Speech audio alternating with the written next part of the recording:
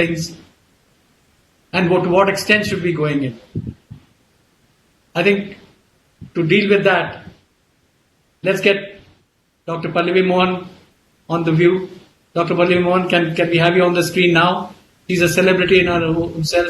Yes. In the marketing world. Hi. Thanks for. Hi. Thank you so much, Dr. Ajit. Thank you so much. It was a lovely discussion which I heard. It was so much, very, very educative.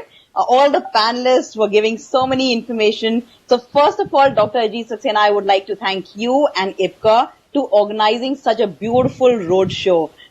So this such kind of a session is really, really important because those people who I had mentioned about today's digital show, they were asking me about the terms. They said, what is andrology? And I was like, okay, do you know a gynecologist? Okay, they said yes. I said, do you know urologist? They said yes. I said, okay. So for andrologists, you have to go to the roadshow, find out yourself, and later on I'll tell you more about it.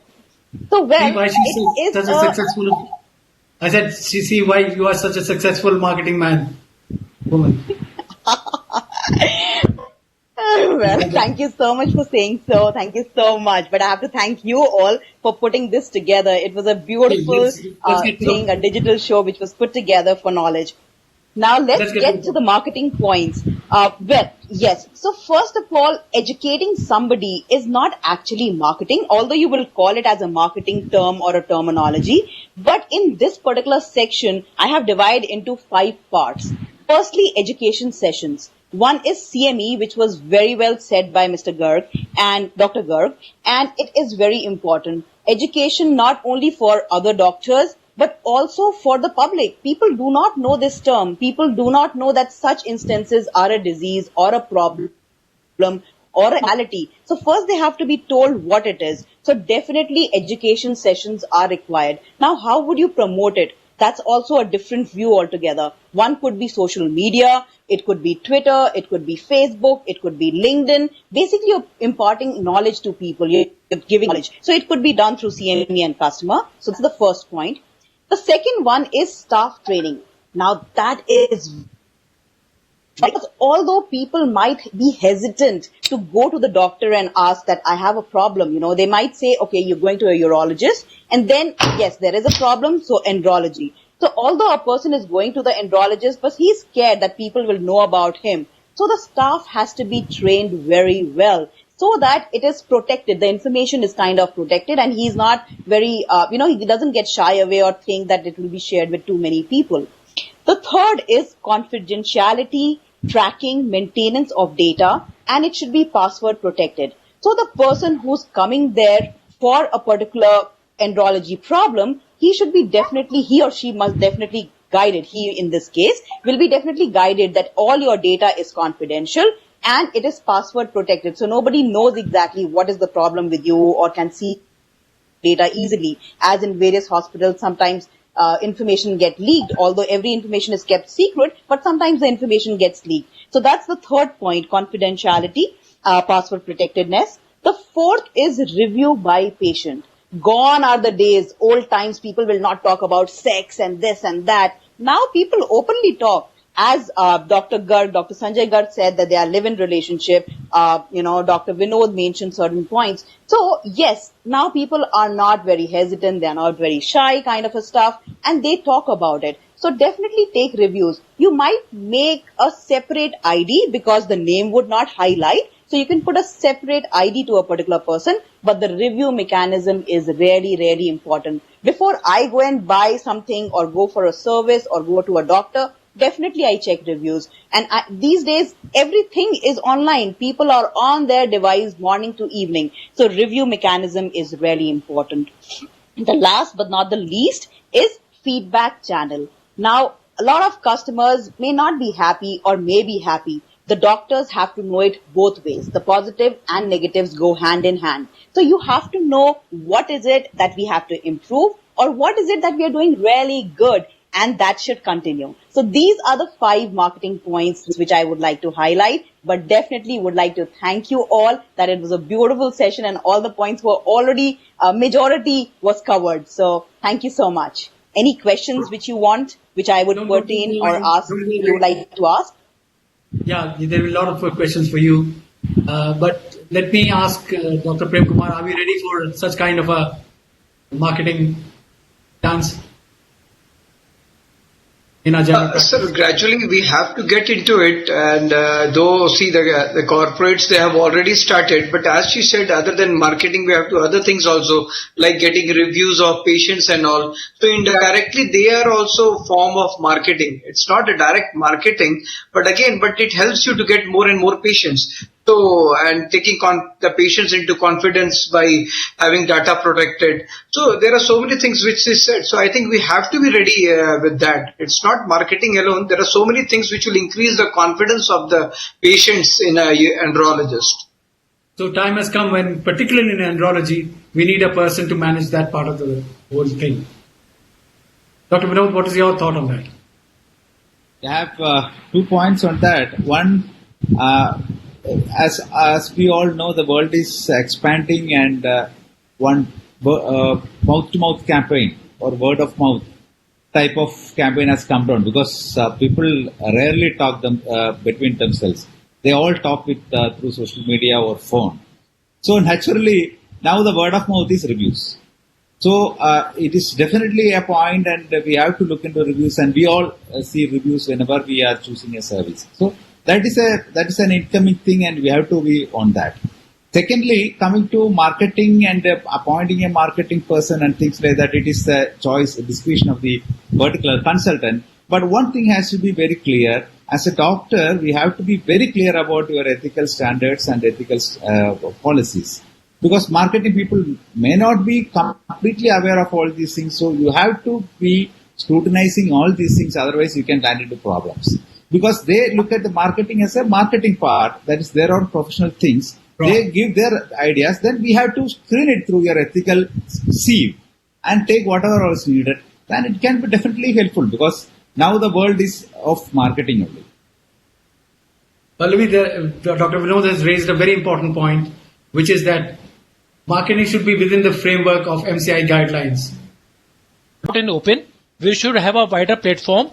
That's why we need a combined effort from all the fronts so that we can establish ourselves as an andrology field. That's it. Again, I would like to thank IPCA Laboratories for coming out. They don't have any andrology products worth the name, but they are supporting us for this program. Thank you very much, Mr. Fani and all your team for the efforts. Moving on to Dr. Prem, your comments. I think, sir, the pharma company has a very big role. As you said, today we are having this webinar just by support of a pharma company. So pharma company helps us to get knowledge in andrology by conducting CMEs. They help us by having patient awareness programs, like during various, they help us by sending messages through FM, through newspapers and all. There are a lot of articles which come through through their support, and so they help a lot by making us more educated and also helping us in patient awareness. Pallavi, what is your take on that? Oh, definitely, because what happens is doctors are busy with their patients, their schedule, and that is important. However, there has to be some company separate who's working on all the doctors together, trying to put a conference together or trying to put such a digital show together. And there are many more examples where pharma can definitely contribute, and they should be, because doctors individually cannot arrange so many programs. So there should be one company like a pharma who can support many functions like this one. So it's very crucial, very important.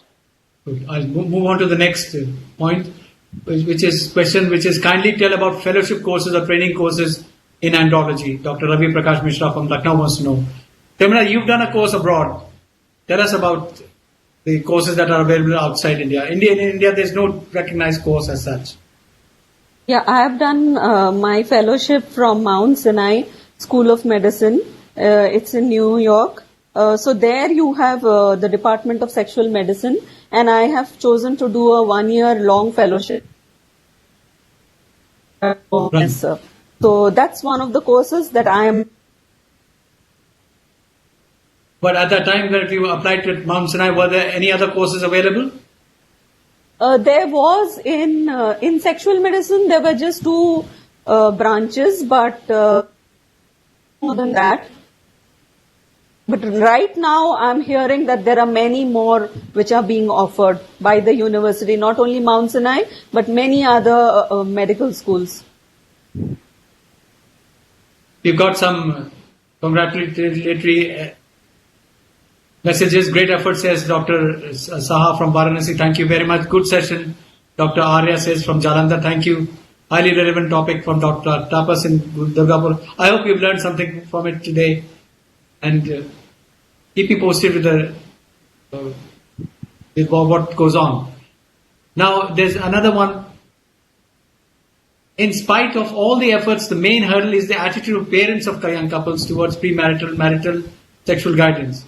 I feel that parenting guidance is very, very important because I have observed in my practice that patients discourage the premarital guidance approach of their children with age-old beliefs of keeping the relationship rush.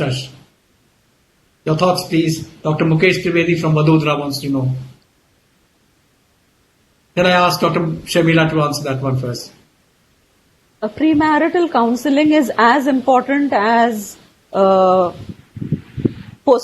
counseling, or it could prevent in a lot of problems that the couples who are not even aware of their anatomy and their physiology, which we could help them, tell them about contraception, tell them about their rights, tell them about what to do and what not to do. Their virginity, again, is a very big question.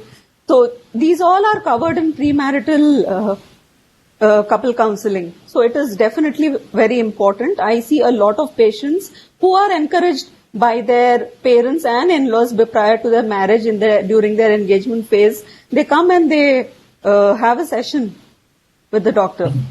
Right. Dr. Prem, anything different? So, as rightly said, I have seen actually in certain segment of our society, they just expect a child within first year of marriage.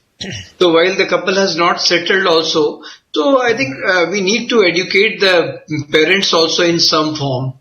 And in the poorer class, I think this is more common. In economically backward class, I think by 1 year they come to us for infertility treatment. So that way, I think we need to educate these people also. Okay, we should not expect a child so early and before they settle in life. I just had a message that we've crossed the 1,000 mark. We were nearing it a little while ago. So thank you, viewers, for watching this show. We carry on with the program. Dr. Sanjay, what is your thought on that? Premarital. Anything different? Yeah, definitely. Premarital, obviously, as they are explaining, it is necessary.